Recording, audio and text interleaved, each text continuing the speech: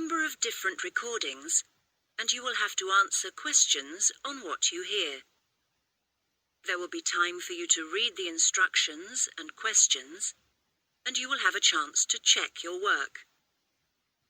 All the recordings will be played once only. The test is in 4 sections.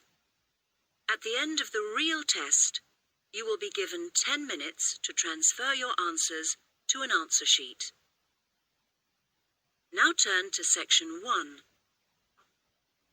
Section 1. You will hear a woman called Mrs. Reynolds being interviewed by a police officer about an incident she saw the previous evening.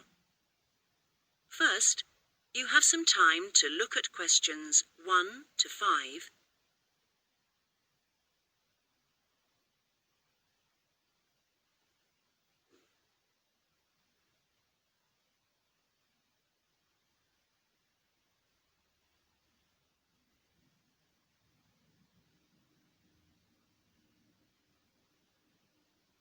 Listen carefully and answer questions 1 to 5. Well, if you can just tell me everything you remember. It doesn't matter how trivial it seems. What may seem unimportant to you may not be unimportant to us. OK, I'll do what I can, officer. Well, as I said, I'd just come out of the cinema on the high street, so it was about 8 o'clock, just before 8 in fact. I'd been to see a film with a friend, and she'd just gone off home. So I was just standing there wondering what to do, whether to go and have a cup of coffee somewhere or not. I was just standing there, minding my own business, when I suddenly heard someone shouting directly opposite me outside the library. Not screaming, just shouting. It sounded like the voice of an elderly woman. "They've got my bag! They've got my bag!" she was shouting. Then these 2 men raced past me, going like the wind, straight down the street and round the corner into West Street. It all happened so quickly, I think they must have had a car waiting for them there, because I heard one drive off at top speed. Well, I didn't know what on earth to do, whether to try and chase them, whether to ring the police, or whether to go and see if she was all right. Another woman was running up behind me, so I shouted back at her to go and call the police. Anyway, when I got to the woman, she seemed to be all right, thank goodness. A bit shaken, but okay. I think I was much more upset than she was. All in all, she was pretty calm. I don't think I would have been, but apparently it had happened to her once before, so maybe that's why. You know, I've got a friend who refuses to go out alone anywhere after 6 o'clock now. What's this town coming to? Before you hear the rest of the conversation, you have some time to look at questions 6 to 10.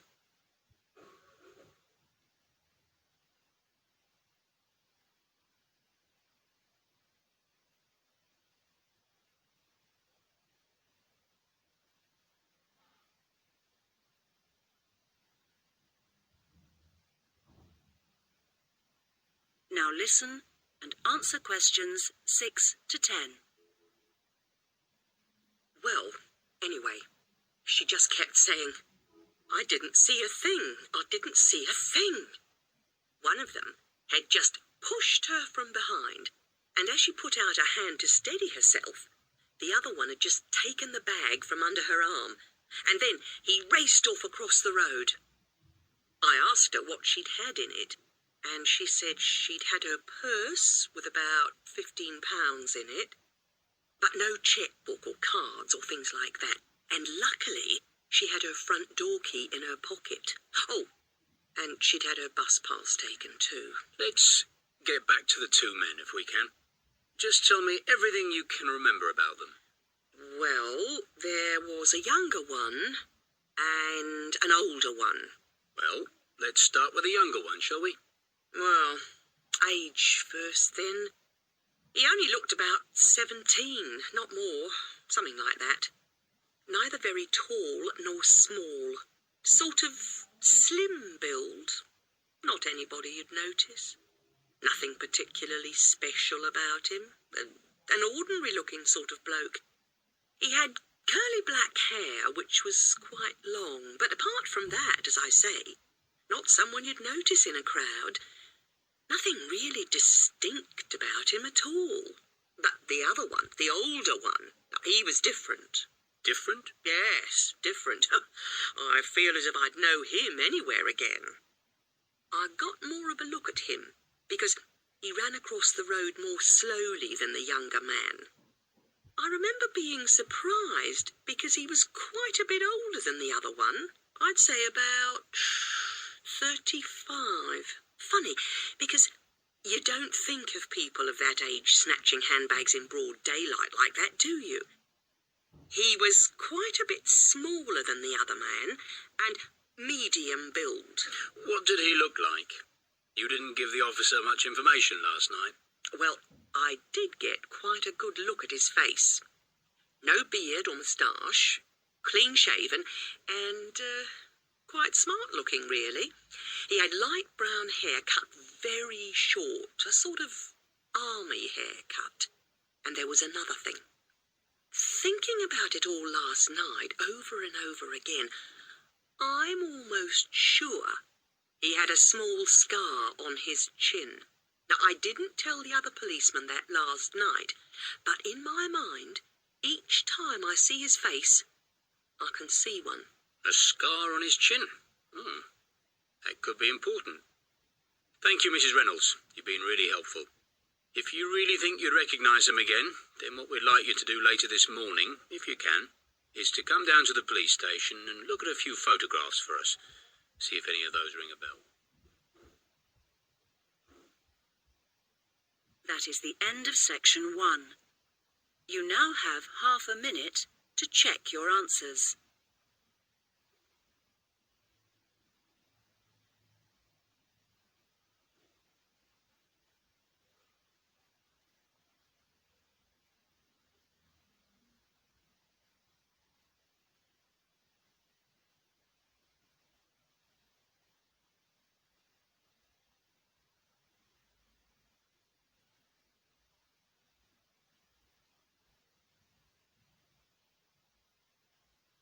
Now turn to section 2. Section 2. You will hear a recorded message giving information about an English hotel. First, you have some time to look at questions 11 to 15.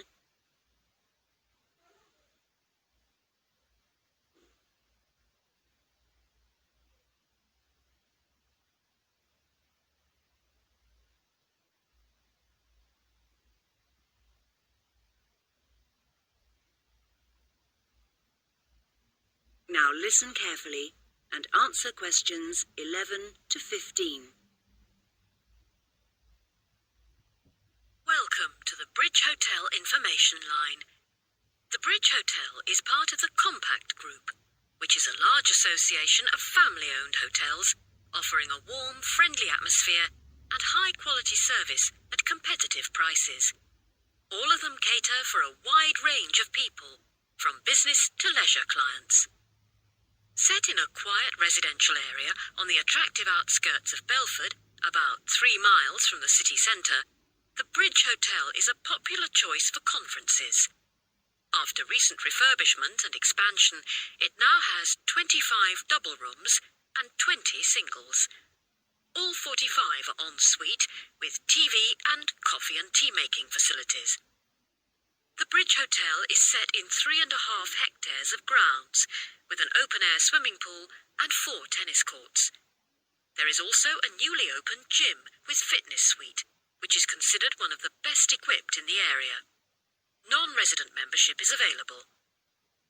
We have a fully licensed restaurant for residents and non-residents, which provides a wide range of dishes with a particular focus on dishes from around the world. For the discerning business customer, We have designated business rooms with phone links allowing full internet access. Our conference facilities cater for up to 200 delegates, and we are able to offer transport to guests to and from Birmingham Airport at a small extra cost. Before you hear the rest of the message, you have some time to look at questions 16 to 20.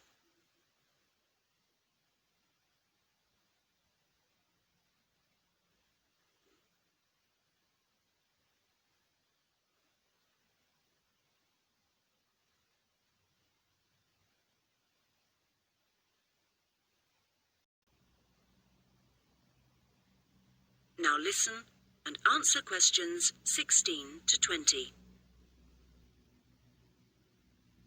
There now follows information about short break packages. Welcome to the Bridge Hotel Short Breaks Information Line. We offer 3 packages: 2-day, 3-day and 5-day. The 2-day costs £75 per person per night and includes full cooked breakfast and evening entertainment. Very popular for weekend getaways. The 3-day break costs £60 per person per night, and in addition to offers for the 2-day break, includes 1 4-course dinner. This allows guests to enjoy the full range of hotel facilities. The 5-day break costs £52 per person per night, and in addition to offers from the 2- and 3-day breaks, includes free beauty therapy on 2 days and a full-day pass to a golf club. This package is particularly popular with couples who want a completely relaxing break. If you would like more information about these special packages, call extension 3469 to speak to our customer service manager, John Martin. Thank you for calling the Bridge Hotel Information Line.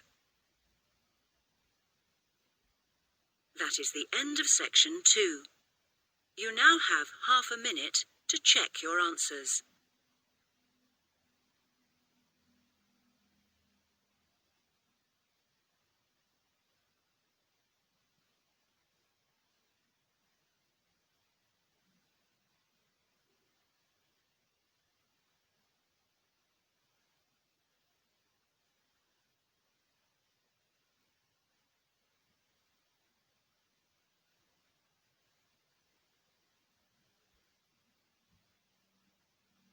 Now turn to section 3.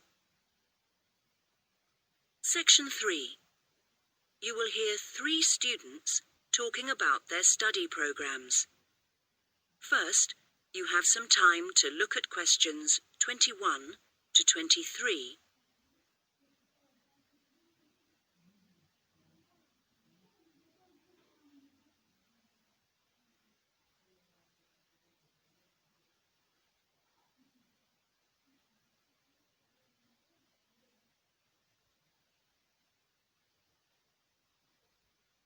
Now listen carefully and answer questions 21 to 23. Hi, Elaine. I was hoping I'd see you here. How are things? All right. You? Not bad, but I'm beginning to worry about that assignment. What, the one on theory and practice? Yes.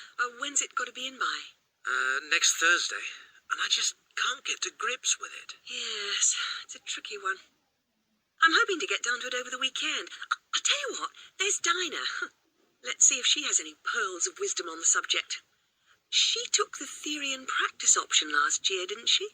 And got an A+ for it, I think. How does she do it? Oh, let's ask her. Hi, Dinah.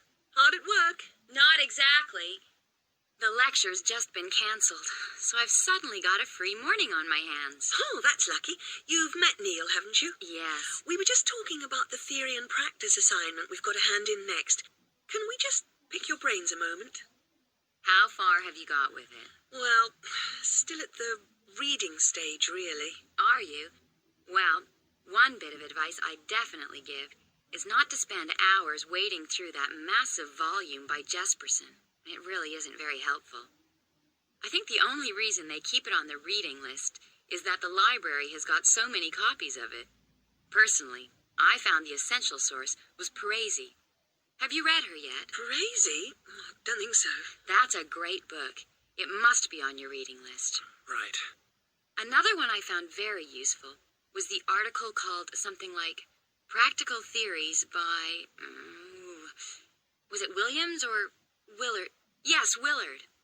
Also, if you want to look at case studies, that small book of Ron Brown's has got some interesting stuff in. You know the one I mean? Ron Brown. Yes, I looked for it in the library, but it was out on loan. Before you hear the rest of the conversation, you have some time to look at questions 24 to 30.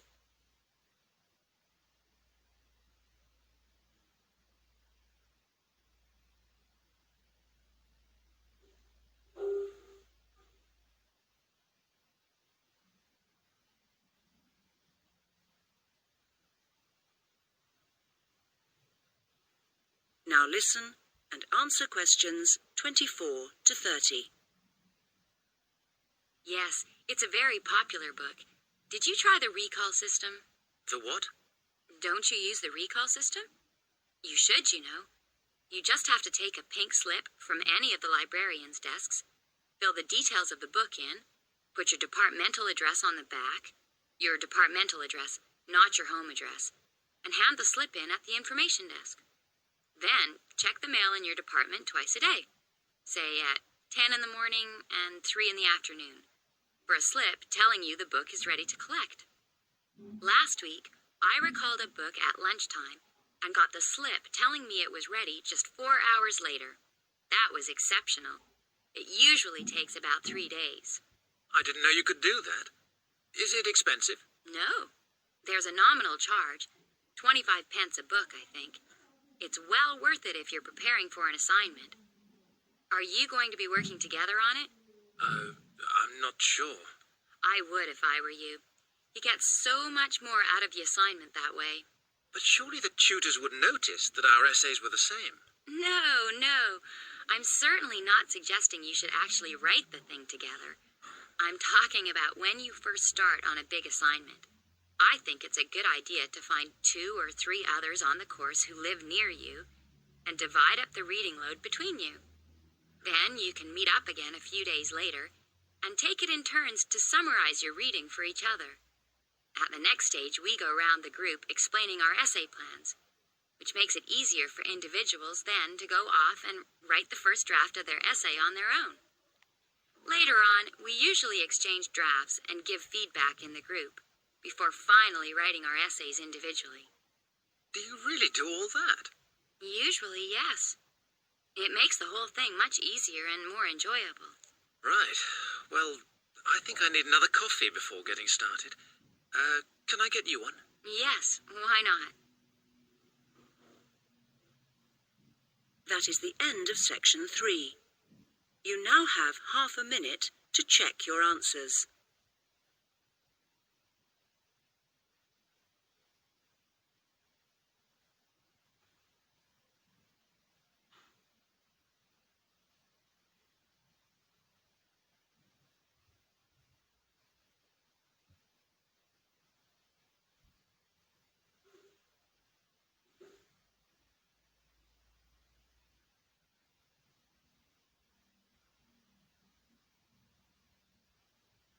Now turn to section 4.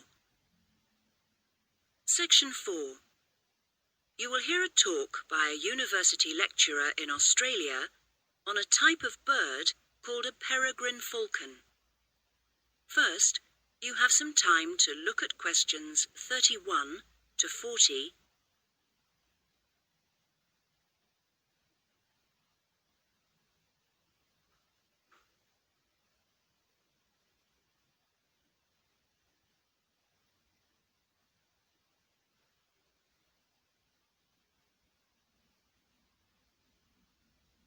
Now listen carefully and answer questions 31 to 40.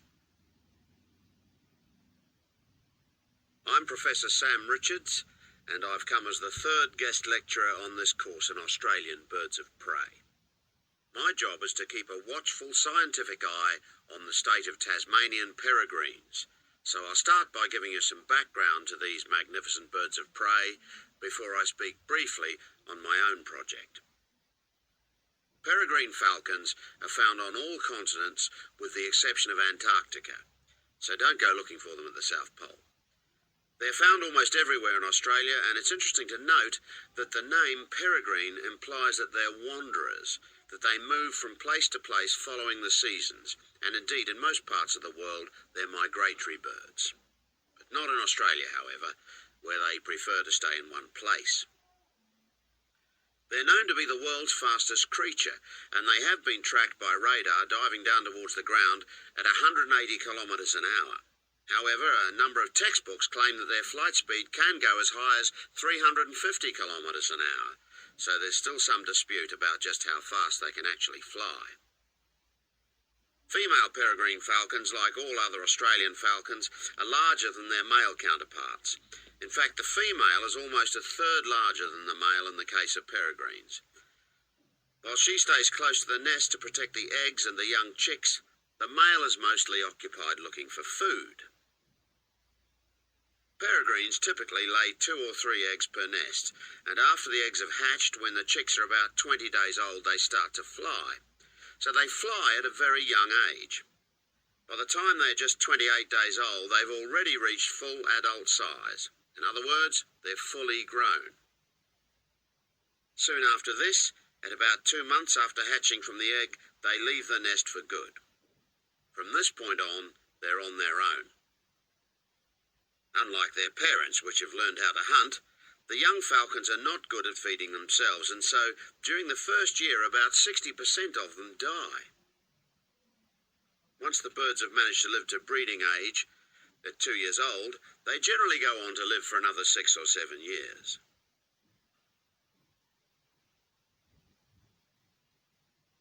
When we come across nests with young chicks, the first thing we do is catch the chicks before they're able to fly.